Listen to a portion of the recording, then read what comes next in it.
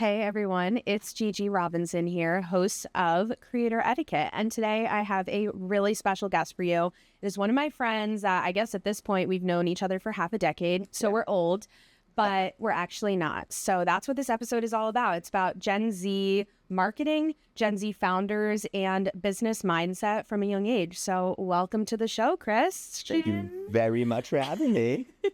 Guys, we were just talking about this because some of you may know this nugget if you've been here for a while. Gigi's like my stage name. I'll let you figure out the rest if you want. We had a similar story. So anyway, Christian's a co-founder of Glewee, a influencer marketing platform, and honestly just a really cool person. Forbes 30 under 30, very successful founder, knows pretty much anybody and everybody walking in New York, LA, Miami, wherever you go. So welcome to the show. Let's get into it. Yeah, thank you very much for having me. Of course. So let's go back to the origin story, because before the show, we were just chatting a little about how we all got started and what inspired us back in the day. Yeah. And I think when we first met, we really were talking about how we started as photographers and we're like super into art and Photoshop. Yeah. So let's talk about that. Yeah, like with my first camera, that was my first time documenting anything, because this is like the iPhone 4, 5, 6 era, right? Yeah. So the camera wasn't that crazy yet. So my Canon DSLR was the first time that I was just out taking photos, and I would take photos of everything. And then came Instagram. Yeah. And I was like, wait a second, there's a place to post these. Right. And I was like, I'm going to take photos. Like, and this was like when I was getting into streetwear and the music scenes, all these things that I found interesting.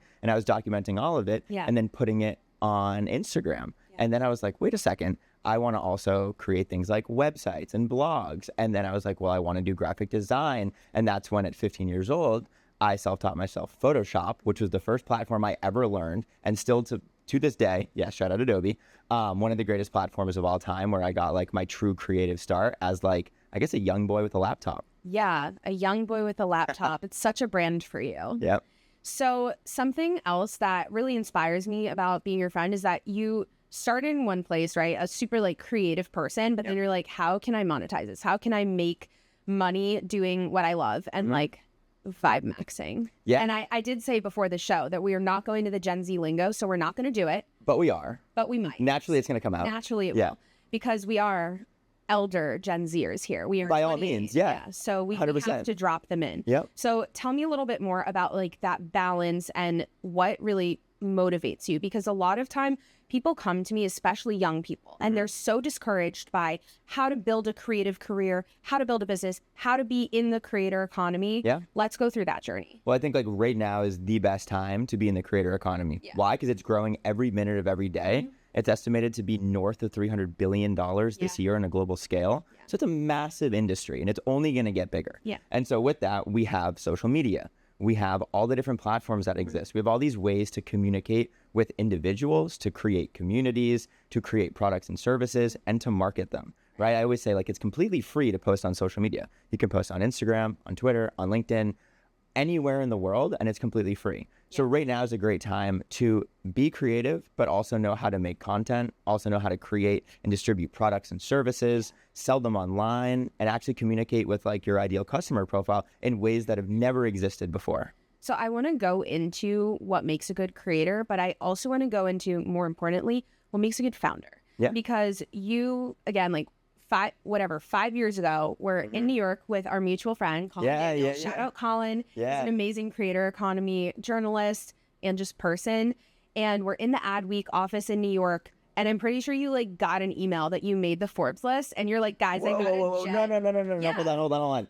How I found out I made Forbes 30 under 30 was because of you. Yeah. I woke up one morning and I got in my car, the same Lexus IS 250 with the broken muffler that was falling apart that I had from like high school into college and post-college. And I got in my car and it didn't have AC, and I was in Florida at the time and it was 1,000,000 degrees. I remember I sat down and I got a text from you and it was like 8:30 in the morning. It was like all caps, OMG, congrats. And I responded back. I was like, what? And I'm looking at the phone. I'm like, for what? And then you were the one that sent me the article, and I looked down and my face was on it. And 30 under 30, I dropped the phone to the floor and I instantly called my mom, not to call your bluff on it, but I was like, Mom, can you check this link? I'm going to email it to you right now. And I sent it to her. She's like, oh my goodness. So And then the next day or whatever, Yeah, you're in New York for the party. like the launch of the magazine. And that's when we went to, we went to the Adweek headquarters, and then you and I hung out. We shot content that day. We did like man on the street interview style 5 years ago, which was kind of revolutionary. Still the icon in your contact from Adweek. Yeah. So Cool. That's our friendship arc here. But back then, even, it was like, oh, like you built this thing, and there's so many ways to build an influencer marketing software, right? But you were what? How old at the time? 23, and Dylan was 22 at the time. So like we set forth to identify both sides of this market, right? Like where we came from was the creator side from both like different. Well, understanding it, I think, right? Like being in the space, like in LA, in New York, like you said, Miami, Chicago, all over the place with all the creators. We were doing this when we were like 18, 19, 20. Every dollar I made through like any of my e-commerce businesses or anything was reinvested back into the life to go travel and to go meet people and to go places to like experience all of this. And so we knew the creator side because our friends had millions of followers and our friends had little to no followers. So looking at the discrepancies and disparities and saying, how can someone with 1 million followers get $50,000 per brand deal and someone with 2 million followers get none? And looking at that and stripping it all the way down, it kind of led back to business acumen, who had a manager or agent or who didn't, and just understanding the problems they were facing. Simultaneously, while I was studying advertising, looking like at DePaul, looking through all my classes at big media plans and like building them out and saying like, wow, they're spending how much on out of home? Like how much is going to digital? Understanding the distribution of spend. And then at 19 years old, me saying to my professor, like, hey, where is influencer marketing in this mix, right? And this is what, 9 years ago? And I remember my professor said, he was like, no, like, you know, it kind of comes from the entertainment world, you know, it's going to scale up over time. And I remember telling him, I was like, I'm going to make a long bet on this. Like, I know influencer marketing is going to be like quintessential to the marketing mix as digital expands and booms. So how do we also build for that side of things? So looking at it from an e-com founder perspective or like a consumer brand perspective, what do they need to actually work with influencers? And then from there, two sides to a market, building a marketplace model, and then building the functionality to make the two sides work together. You mentioned business acumen, and a lot of Gen Zers, I know there's two ends of the spectrum. There's the super discouraged, like, I can never get a job Gen Zer. And there's also the Gen Zers that are like, I want to work in this space, but then they're like super discouraged, or they're working with creators, seeing the budgets, and then they're like, I want to be a creator or a founder. And I'm just wondering what advice you would give to people that are Gen Zers that are either between entry and even Gen Alpha, entry level to, I guess, like mid level, because that's like the level of people in corporate, I guess, are at right now, or like senior level. Right. At our age, we're kind of like a couple. I don't know. We didn't take that route, but like a few promotions up. I think so. Yeah. Like, what would your advice be to them when it comes to the business mindset? Because my, I think, biggest strength is my like, and I feel like we like share this, is I don't care. Like, I'm just, I care so much actually, but like, I don't care about looking a certain way. Like, if I want to do something, I will ask. And if not, then I'm like, fine, something else great will happen. Right. I think that was actually going to be my answer, right? Is make it fit for you. Because a lot of people, like, I hear, oh, I want to be a creator. I want to be a founder. I want to do this. I hear a lot of I want. I don't see a lot of I do. And when I do see that out of someone, you never hear everything they want, right? Because they're doing it. So I think find something that you fit into, right? If it's not your mold, if you don't like it, if you're not good on camera, or it doesn't make you comfortable, right? Like, don't invest your life into that. Go find something that you love. You might have a passion project that you can go scale and monetize elsewhere if you want to go through the founder journey, or you can go work for an amazing company out there and have a seat on an amazing team and do really good work, right? You don't have to be the creator, the founder, everything else. And if you want to be, go be the creator that creates content about what you love, right? A niche that you like or something you're passionate about, so that you're fueled every day. Like, feel that spark every day. And if you want to build a company out of that, build it in an industry you're passionate about. Because like for me and for our whole team, I'd say passion and that fire within us is what drives us so fast forward. Because when someone comes to us with an idea, we can have a full strategy deployed end of day, right? Because we can look at a brand and we can say, okay, we know the ICP. We understand where you want. Let's walk that backwards. Let's create the brief and the strategy and the content style and the hooks. And we can do all those things really easily. And then from there, that's just second nature to us. So like, for us in our position when we like, quote unquote, go to work, it's just me opening my laptop anywhere in the world. But like I'm working 10, 12 hours a day because I love doing it. And it's not work to me because it's like, For sure. this is my passion. And how does that fit into your life? Because obviously we're here in the south of France. Yeah. We took a fun little date trip out to Monaco for the plot with some pals, and you had pals there. Oh, yeah. But technically we were working because we were creating content. Yeah. Technically anywhere that you're meeting someone, it is a business adventure. So Yeah, I think like about that when balance?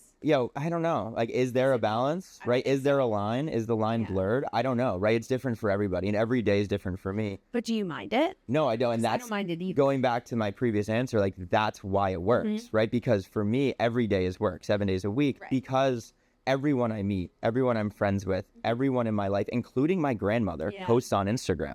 Right. So like there is this world that we kind of orbit around where everything is creator oriented. Yeah. Everything is not like for the plot and for the content, but creating content is second nature to us. I've posted more Instagram stories than days I've been alive. Yeah. You told me right. that. So I just ran those numbers and I was kind of amazed at that, but I thought it was so fun where like everything is second nature. I'm going to shoot photos of this and video of this. I've taken like 500,000 photos on my iPhone. Amazing. And so it's like with that, I'll put it to you this way. What are we at? Like it's 11 a.m. right now. We're in the south of France. At 7 a.m. when I woke up, like I had teams in Asia hitting me up. I had teams in Kuwait hitting me up. Like I was getting texts left, right, up, and down. And I'm sitting there on the lawn of my little place and I'm just firing back responses. I'm on the laptop, I'm on the phone. Like there is no off mode, right? You have to, when you go into something like this, when you do commit 150%, not to the bit, but to the life, you're fully signing up for that. And I think like a really good creator, creative, founder, team, business person, you name it, kind of starts with that. But being able to sign up for it and go full steam ahead, like,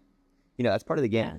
So where did you get that mindset? How did you learn that? How did you work that muscle? Because that is also something people constantly are asking me. They're like, how do you just get yourself to the south of France? How do you just get in a podcast studio like this? How do you just get the brand deal? How do you just get the invite to the White House? How do you just get in Sports Illustrated? Like, what is that thing that drives you? And my answer is always just like, I'm so passionate about just being like effervescent and like fun and enjoying everything that I'm doing fully and having fun every day.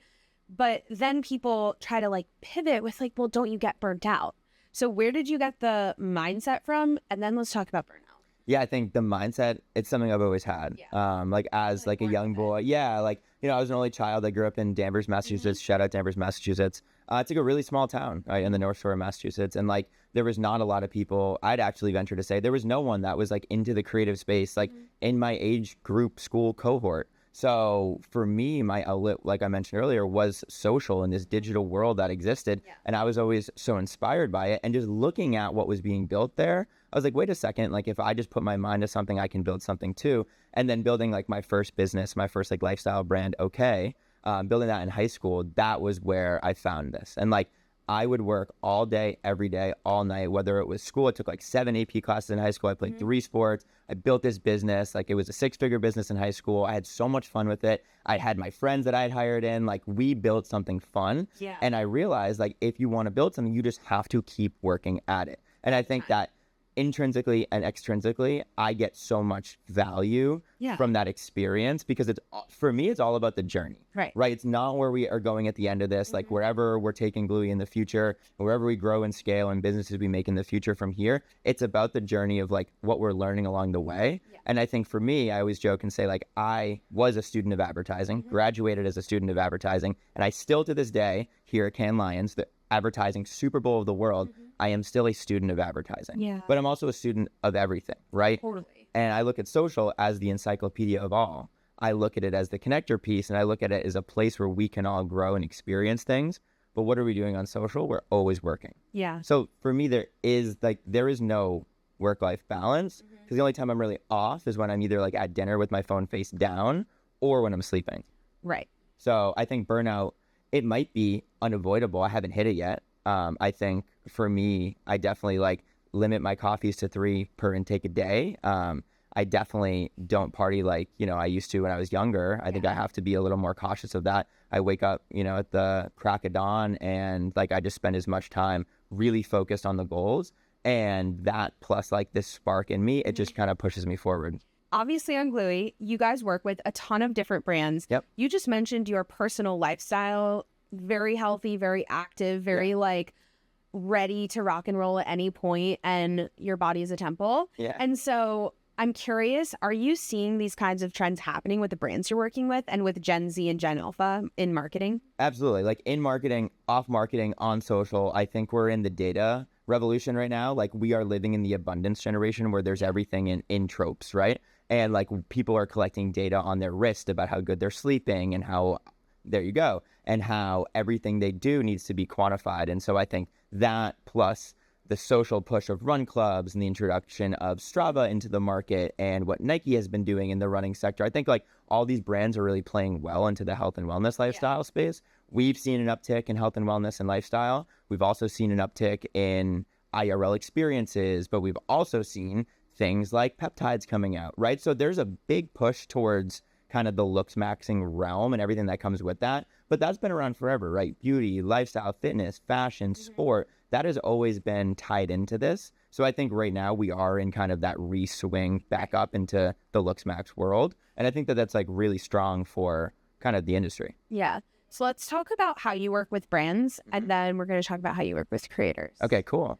So when you're working with a brand and a brand is onboarding to you, I know we've talked about this because I also do work with startups, doing fractional creative direction for them. So when you are partnering with these startups or when they're coming to you and saying, hey, Christian, I want to run a campaign, what's the value in working with Glewee? Because I know it, but let's tell the people. Absolutely. So like when we think about, we have two sides to the market, the creators and brands. So we'll touch on brand.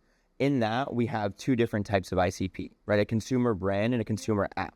So within that, there's different levels, right? There's your like startups and your SMBs, then your mid-size, then your enterprise clients. And so we treat everyone differently based on their tier. But we're always looking at where are you right now and where do you want to go and how are we going to take the investment in your marketing dollars to bring you there? And it could be a basis of like, we need conversion at the bottom of funnel. It could be we need downloads. It could be we need awareness. But looking at that goal set from the beginning and then really working and integrating with the brand. Like when a brand joins Glewee, whether they're on like our model where they're using our platform or if they're leveraging our team to execute, we're doing everything with them, right? From strategy to campaign deployment to the creator hiring and onboarding, the contracts and full procurement, all the way down to content review and approval. So everything's flowing through the technology, but it's really based on the goals of the brand. And so a lot of times the brands don't necessarily know, they know they want to do influencer marketing and they don't know what to do beyond that. And that's when we build out the strategy. And for us, a big component is the influencer powered growth engine. What I mean by that, it's like a 4-step flywheel. So first we source and hire right fit influencers for the brand through the platform. From there, based on budget and scope, we can actually manage the licensing rights of the content with the creators for the brands. And so that could look like a 30, 60, 90-day whitelist ability. From there, we can take brand dollars and deploy it through ad spend to turn the content into an ad. Now, when you're doing that in something like a Meta, we're adding the CTA, like the call to action at the bottom. And now we're driving consumers to click through onto a landing page. So now we have that content that we're creating with the influencer funnel. We're adding it to the landing page to bring the consumer where they feel most comfortable. And the reason I say that is when you're scrolling on Instagram and TikTok, you're in scroll mode, right? You're in short form video mode. So when you do actually stop the scroll with good content, right, which is what we make, and then when you get to a landing page as a consumer, you still are like yearning for the scroll. So we meet them there in that emotional moment. We're like, all right, we're going to take the influencer videos. We're going to put them at the .com level so you can still watch the short form video. And then you can like click to buy via those videos at the .com level. And what happens then is now we're creating conversion, which is really revenue. So when we can take influencer content, run it as a paid ad, turn it into revenue, now we're able to attribute real return on those dollars all the way through. And like, we're looking at that from the very beginning as like, is that your goal? And that's just one of many goals, right? If it's a download campaign, an awareness campaign, they have different playbooks. But like for us, we always want to drive a return for the brand to reach their goals because we're not here to be a one-time partner. We want to be like a lifetime integrated partner in their marketing stack. So a big part of that is the influencer discovery and creators are always asking me, I mean, just from the get-go, how do you get a brand deal? How do you do that? And I always suggest getting on platforms like Glewee, like others out there. There are no others out there. I'm just kidding. There are tons and they're all great. And I'm like really good friends with everyone that built them. They're cool. They're great. And at the end of the day, I think it's one of those things. It's like it's platform agnostic, and you should be on all of them. Absolutely. Yeah. Especially in the beginning when you're building your portfolios. Creators sometimes walk through clauses in their contracts without actually understanding what they agree to, and that's exactly the kind of moment this next part is for. This segment is part of our partnership with Adobe Acrobat, and before you sign anything, drop the contract into Acrobat and ask AI Assistant to break down the usage rights, the payment terms, whatever clause you're unsure about in plain language pulled straight from the document. Then sign it right from your phone and send it back in minutes.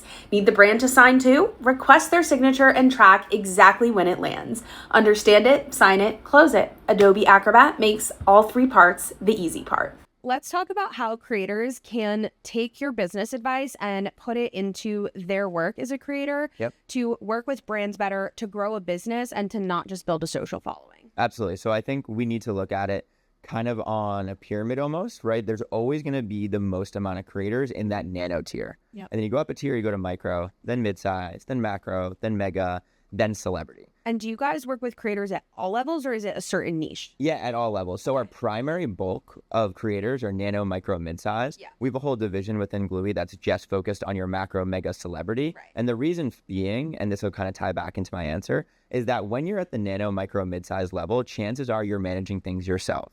Once you exceed that 250 to 500K mark, depending on your niche, probably you're going to be seeking a manager or agent. You'll be seeked by a manager or agent. You'll learn about the firms that are out there. And like talent, like in Hollywood, when you think about movie stars and stuff, you will get representation if you want it, right? So once you get to that size and scale, I think it's a whole different ballgame. So let's just talk about more of that nano, micro, mid-size. But I think, like you mentioned, platform agnostic. So being where the deals are. I think what makes a good influencer platform great is their deal flow. Right, at Glewee, we're really focused on deal flow. We're focused on volume. We're focused on bringing in good brands. Now, that's not easy, right? We've been doing this for years, and we're still learning by the day how to be the best at it. But all platforms have deals. All brands are looking for creators. So going back to what I said earlier about if you're going to be a creator, be one in a niche that you love. Think about the brands you love, right? If you want to be in beauty, think about every beauty brand under the sun. Follow them. Go on LinkedIn. Look at who's running their social programs, right? Like if you're going to go on the apps and apply to everything. Message them. Find out who to actually communicate with. Follow up. Don't just apply and get out of there, right? Because like you could be one of many. Actually take initiative. Figure out why you're a good fit. Pitch that to the brands. Identify whether it's by like looking at your data and the analytics on your social accounts or whether it's just based on vibe, right? Write a really unique message to the brand marketer or social media manager or influencer marketing expert at the brand. Send it to them and make sure that they see you. And then I think that's a great way in the door. And then, campaigns that have one or two posts, really knock it out of the ballpark, do great. Use whatever data you can to repitch it to them and say, hey, I'd love to be a part of this for a bigger, large-scale campaign, because that's where those long-term relationships come in. And a great brand creator partnership doesn't happen at post one. It happens as you build this like annual size contract. I've noticed that a lot of creators tend to give up after post one. And they also, because they give up, they just want, I guess, a larger breadth of brands in their portfolio rather than just like really, really nurturing one brand at first. What's your perspective on creators taking deals just to build their portfolio at, when they're entering the creator economy? I think it's amazing. And I also think if you were to ask me at like 17 years old, will you work for free? I would have said yes, 100 days of the week, right? Because I think that having a portfolio, but also having experience is so valuable. Totally. A portfolio is everything. It really is. And like on Glewee, what we on the brand side look at in the creator account, not only is their socials, their engagement rate, their average view count, but their portfolio. And because if we can see a plethora of content from the beauty lifestyle space, we're very much going to be like, oh yeah, we'd love to work with you for a beauty lifestyle brand. And so looking at that, and we're not saying, hey, how much did you get paid for that? We're looking at it and saying, hey, great work. Let's do something like that for this brand. So having a big portfolio, I'd say, is quintessential to the success of the creator. And at first, if you're taking TikTok shop deals or gifted products that you're making content for or becoming an affiliate, it might feel like you're doing a lot of work for not a crazy return, or you might hear these big campaign deals that maybe friends of yours or peers are getting. You'll get there, but you'll get there by creating a good portfolio, and you'll do that by just getting in with the brand. Get the gifted product, do the $250 post, get in with the brand, right? Make a good piece of content. Maybe they'll boost it and you'll get 1 million views. Like, that's cool. Pin that, right? I had 2 stories yesterday from 2 creators that are so legendary, in my opinion. One was David Dobrik, and he told a story about when he was in high school. He like took a $50 brand deal. Wow. And he was like, this is awesome. Like, I'm so hype about it. And I think at any point, whether it's gifted, whether it's free at first, that's how you start. Absolutely. I mean, now he's got these like mega partners and he is who he is because he like stayed with it. Yeah. And he was like, I got to start somewhere. In the same vein, Josh Richards said at a roundtable that we were doing, something about one of the first deals that the Hype House crew, or the Sway House crew, I'm sorry guys, I'm getting with the times, they like accepted a deal with Poppy early on, but it was not at like their normal rates that they were all getting paid. So they said, hey, we'll give you guys equity.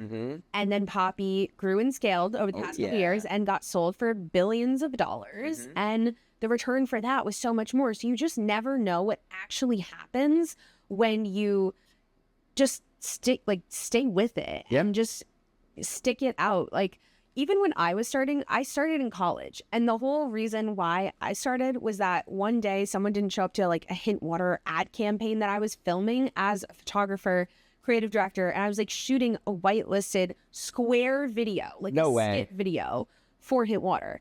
And they didn't show up. And I'm like, I can do self-portraits. Why not? So I like popped in, did the thing myself. And then I was like, oh, this is it. Yeah. Home Dogs can pay me to be the creator and post it through my Facebook page that I'm already set up using because I'm trying to be a photographer out there for companies. And then all of a sudden they're like, we can pay you because of that. And we're running an ad. And it was like $200 or $300, which I'm like, okay, fine. Like I had like 0 followers at the time or something, but I had the figure like maybe, 15, but that was like the first real thing where I was like, oh, I could do this. And then there were affiliates. And I was like, oh, I could do this. And then I got into these other influencer marketing things that were really like female focused or college women focused or just college focused. Joining USC Reach, like getting in the know with the big social platforms, going to VidCon, and like just really absorbing and learning is something I totally also believe in every single day, and just like doing it for the plot. But also at a certain point, you have to know when to stick your ground. So can we just talk a little bit about that balance of like, when do you advocate and negotiate and push back on the brand or agency as a creator? When should they? And I guess like, what's the etiquette about that? Yeah, there is a fine balance, right? Because in the very beginning, you want to be taking deals and you want to, like we just mentioned, be a part of everything. And you've done a fantastic job over the years of putting yourself out there, right? An amazing element of your success and like who you are as a creator is your like in-person IRL networking abilities. And like, that's how you and I met and have become really good friends. And I think that, that allows you to get in front of not just the junior marketing manager that might pitch you to their boss to say, hey, I'd love to work with, Gigi. Instead, we get to meet people that are like at the approval level and really creating and deploying those budgets. So I think in all different scenarios, right, it is applicable to know your rate and to push back. I think a lot of times, because from the quantitative side, things are moving so fast, there is no market rate at a nano influencer level versus a micro, mid-size, macro, right? It is very much up to the vibe. I know managers and agents that will throw out a number and maybe it'll stick on the first time. And they'll say to me like, wow, I can't believe that stuck. And I'll come back to them, like, let's say it's a brand in our ecosystem. I'll say, hey, listen, like, you can't do that with us because we're working on the brand side here. Like, we need the best for all parties. And then, negotiation is a massive part of the creator economy because as an economy, right, it's not fully defined what the rules are. We're rewriting this playbook every single day. There is no handbook for how much something could cost. And what we see is a nano influencer in the micro space is different, or in the lifestyle space is different than that of like beauty or AI or B2B, right? What denotes a micro influencer from a follower count size and a price per post size? It's different per niche, per industry, per platform, per content type. So there's all these variables that go into it. So as the creator, looking at it and kind of, when creators send me their rate card, it looks like a menu almost. And I'm always kind of impressed. Like, you came up with a menu. That's really cool. Other times I'm like, how about $750 for 2 posts? And they're like, that's great. Let's do it. And like something like that is for the vibe, right? We're looking at the data and we're saying, that'd be great for the brand. Good investment, good outcome, great partnership. And then it might be $750 per post for that first post. But the end goal is to have like 3 posts a month with these creators and like build that relationship and nurture it. So maybe at the first, instance with a brand, don't shoot for the stars and try to get that ginormous deal on that big payout, but instead be willing to build that relationship, prove yourself, prove your worth. But also, if the brand's coming back and it's a number that isn't comfortable to you, it's too low, by all means say no, because like it's your job as a creator to get brand deals and to create this brand flow. So like increase your volume so that you have the ability to say no if it doesn't fit your goals. And brands know that when they're looking at you at first. Like they know if you're a nano or micro that you're going to be probably doing 2 brand deals a week. Yeah. Like that's totally possible, which means you're doing about 8 per month, sometimes more. Oh yeah. It depends on the creator, the niche, how committed to the bit they are. If they're trying to do it full time, I know nano creators that have made like $200,000. Me too. Yeah. Because they're like, their audience is so engaged. And I'm like, who are these brands? But because the big brands know that they can get into their market and like sell whatever 200 things versus like a bigger creator with 30, 40, 50,000 followers also could probably hit 2,000 or 200 sometimes not even. Yeah, sometimes what we see is the bigger the creator, the less engaged their audience naturally. Yeah. And so when you think about it, you don't hire Kylie Jenner because you want to drive immediate sales. You'll get them like, at the Halo long tail. But yeah, it is that awareness level. Whereas like when you think about the nano micro creators, you're way long tail. You're going bottom of funnel, right? You're looking for conversion. You're looking to like integrate that product directly into that audience and into that conversation. And that's the best part of a nano influencer is they put the product into the conversation in real time. It's not like, oh, Kylie Jenner did that, but she also did 30 other things. It's like, wait, my friend, whether you actually know them or not, parasocial or real social, my friend told me about this, right? Like I saw Get Ready With Me and she was wearing this, or this dude was at the gym and he was using this. And like it's that relationship. And then putting the product in the middle of it, you're actually just planting the seed inside someone's brain. So where do you think influencer marketing on LinkedIn is going? On LinkedIn, I think influencer marketing on LinkedIn is going to be huge. I think it's all of LinkedIn is going to continue to go a little less B2B and a little more consumer facing. I think you and I talked about this at the LinkedIn event and posted it on LinkedIn while at Can LinkedIn yesterday, right? We're going to be doing a collab post on LinkedIn today because this is LinkedIn Inception, right? And we actually know each other from LinkedIn, which is really cool. But I think that we're going to see a lot of like the early days of Instagram where it was kind of venturing out from like your standard post a photo with the filter on it. People were using it more for that social respect. And that's why Facebook and Meta bought it, because they were like, wait, this is how people are going to engage, right? And that's how, if you look at Instagram, right, and there's WhatsApp and Facebook, they're all intertwined into Meta because it's the communication. Yeah. I think LinkedIn's going to be the same thing. I think it's going to be a lot less, hey, I need a job and I'm going to go on LinkedIn just to find a job. I think people are going to be a lot more passionate to share what they're doing at their job. Yeah. I think that jobs are going to actually allow for the employee and like the team to kind of be that front face brand ambassador. So I think LinkedIn's the perfect ground for that. And I mean, you and I post fun things on there. Like it's really cool, the people I've met through LinkedIn. And I personally go out, like it used to be, hey, let me get your Instagram. Well, first it was let me get your Facebook. And then as I got older, let me get your Instagram. And then now it's let me get your LinkedIn. So there's Never let me get your Snapchat. No, I skipped that one. Like for us, for whatever. Why? I mean, it was our grade never did that. Like, did you in college? College last more high school. Like Snapchat wasn't really a thing in high school for us. I had my phone. I actually distinctly remember I was like painting in LaGuardia's art studio in one of my art teacher's classes with Mr. Steele. And I was like painting there. I don't know, it was like some apple or something.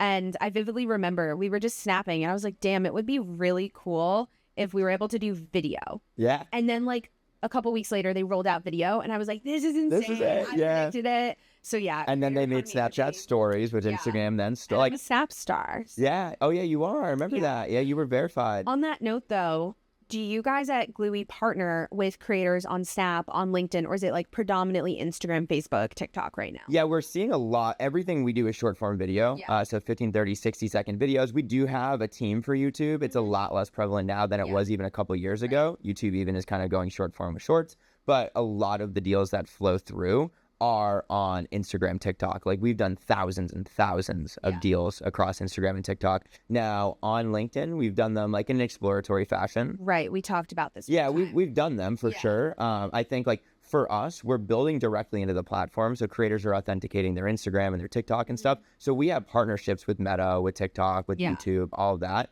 because we're collecting an abundance of data per post. Now, Snap and LinkedIn don't have what's called an API. They don't have the same creator APIs as the other socials we partner with. So it's not that we haven't built into it. We just haven't seen the demand to make it a key part of the technology. Maybe it's coming. Maybe it can come. Yeah. We can. Brand link is a new thing with LinkedIn. You and I can actually build it together. Perfect. Let's do it. Okay, great. There we go. Guys, okay, that's the next business. Yep. Before we wrap up, something I didn't actually ask earlier when it comes to like founder mindset is managing friendships. So I'm curious what your advice is to any person, whether it's a creator, whether it's somebody who works in influencer marketing, which is so fast paced. I mean, we're over here now. Like a lot of the people here are probably going to take vacation next week because it's like, oh my God, it's craziness here. Or if you're a founder and you're giving 150 to your own business, how do you balance or like talk to your friends about it, or like just be like, yo, like I just got to lock in right now. Like you can either like sit in this coffee shop with me and we can just like be in each other's presence, or you know, we can hang out we usually only hang out at conferences, which is totally fine. But like, I respect your hustle. So I'm like, okay, that's chill. And then we just give each other updates. But like, I personally don't take it personally at this point in my life. Right. But at one point I did. Yeah. And I was like upset by it. So I'm wondering if you've experienced that new friendships, friendship losses, friendship long terms, like relationships, just about building and maintaining them. I think so. For me, I'm a unique case, right? Like all my best friends I grew up with are still like my best friends to this day. Like, crazy. You know, I talk to my grandmother 3 times a day. I talk to like my core friend group. I'm in constant communication with them. But everyone also knows like, if and when I'm locked in, you're not going to get in touch with me, and that's okay. But I think it's setting boundaries verbally and communicating them, and just being really clear, like, hey man, I'm super busy right now. It's no offense, right? It's just like, I don't even want to give 1%. And I'll tell my friends, I don't want to give you 20% of my attention. I want to give you 100%. So let me find time to give you 100%. And my friend, everyone I know is extremely busy, right? The majority of people I know are full-time creators, full-time founders, are in different spaces. They're just thriving in what they're doing. And my other friends that are just in different worlds, maybe they're in like finance, banking, you name some of those a little more traditional roles, they're equally as busy. So everyone is very busy. So I don't think it's really like this founder mindset thing. I think rather it's the getting older thing where like we are all at a point in our career where it is full steam ahead. And the only way to be great is to give it 150%. And I think naturally what I've seen is those that aren't giving 150%, I have less to actually relate to. And so like our interpersonal affinity can still be there. But like the core relationship we have, it might like crumble a little bit or fall apart, and it might be nice to see them like in passing or once in a blue moon. But you know, if people aren't really in the same realm or vein, I'd say it's a little harder to be like, oh yeah, let me just go out of my way to go see these 100 people that I was really close with in college. Whereas like, oh, I'll catch them when I catch them. So it comes down to communication and just setting boundaries. I really appreciate that, because I feel like boundaries is such a buzzy word. But it's hard to see in action. When I was at a Tony Robbins event, he talked about the difference between a friend group and a peer group. And it's something that I really admired, because with a friend group, hopefully they're like, not, I guess, like your family, right? They're like your people that you can talk about your dogs and whatever. But your peer group are the people you're surrounding yourself with who have the growth mindset, who are like super spot on, who are giving 150 all the time. And you can come to events like this and just catch each other at, maybe your friends and family and your friend group can come to this, but can they keep up with the 150? And or will they be upset if you're giving 150 and it doesn't match their personal like life? And it will, right? You'll run into that no matter what.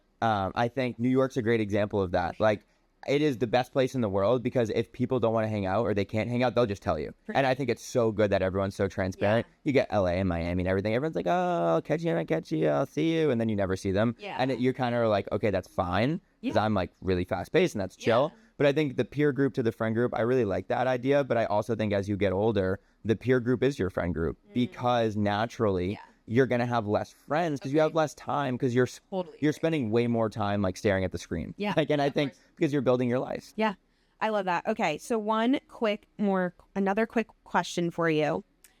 Somebody asked, what's one thing that a creator should do today to be more brand deal ready? I could give them advice, but I'm curious about your advice since you're dealing out and dishing out the funds, Brand deal big bucks. ready. Yeah. I mean, like, we talked about it. It's portfolio. So I think it's how you present yourself on social, but how you present yourself as an individual, as a creator, and as a prospective partner of the brand. Really identify why are you as a creator going to be a great fit for the brand, and let it be known.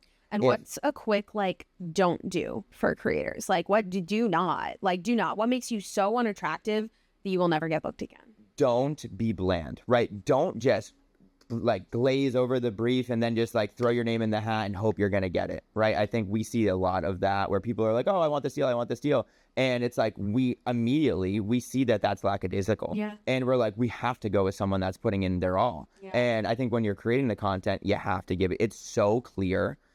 It's crystal clear when you actually give it 50%. We can see it from the first draft. And it's like, oh, they didn't care. Yeah. And when you see that from the content side and the brand side, you're like, wait, we sent them product. We took a bet on them. We're holding money in escrow for them and they just don't care. It's kind of an insult. And for us, I mean, we've done like thousands and thousands of deals. We paid out millions of dollars to creators. So like we can see what's going to work. And when we feel that someone's just kind of giving it 20, 30, 50%, we're like, come on, please. Like, we don't want to kick you out of the community, but can you try a little harder next time? Right. And like, it's really awkward being like, hey, do you think you could actually try next time?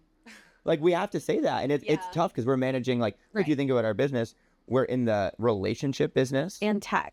Yeah. We have technology that powers the relationship business to power the creator economy to attain attention. Yeah. So there's a lot of components there, right? The end goal of an influencer video going live ran as an ad is something that requires a lot of work, and there's a lot of component to that. So like, just try, please. I appreciate that advice a lot because for a while I felt like the more I pitched myself as Gigi, like just like a solo girly, the more brands were like, we like you. You have a sparkle emoji around your head, you know? Yeah. But if I allowed other people to pitch me, it was bland. So yeah, keep your unique secret sauce, guys. Do you have any last words for the people? Let me think. Maybe your creator etiquette hot tip. My creator etiquette hot tip, please be real. Please be passionate, be real. You don't have to follow every trend, create trends. Like, real people, real content, real ideas, real stories. Like, we're in the age of AI right now. I don't think it'll take over like everyone thinks it will. I think people are going to go back to the real people and real connection part. Pioneer that, right? Yeah. Be great, be yourself, be fun, give it your all, and let AI like empower you, but don't let it be the thing that's powering you. For sure. Okay, guys, that was the episode. I really, really enjoyed having you here, Christian. This was amazing. You guys, go get on Glewee right now. I will link it in the show notes, and make sure you also follow Christian everywhere from LinkedIn to Instagram to anywhere else. Or everywhere. Yeah, you'll find me. Yeah, you'll find me. Yeah. You'll find it. Or come to the south of France next year. You might just run into him. You very much could run into me. Yeah, you can literally find me anywhere, anytime. In New York. Yeah. Hydrangea Bush, maybe. Hydrangea Bush. Yeah. Guys. There's this running joke.